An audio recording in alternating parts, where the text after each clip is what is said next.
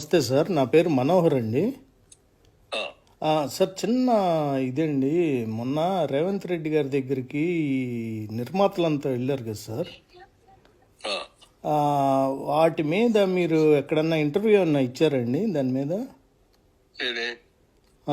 అంటే జగన్ గారి మీద అప్పుడు కొద్దిగా డిస్రెస్పెక్ట్ చేశారు అని చెప్పారు కదా. ఆ?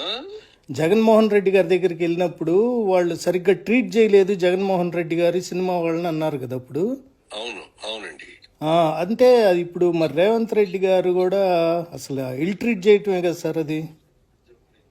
నాకు అసలు అవన్నీ నాకు సంబంధం లేదండి. ఇప్పుడు సినిమాల్లో గురించి నేను పెద్దగా ఆలోచించట్లేదు, సినిమాల్లో లేను కూడా ఇప్పుడు.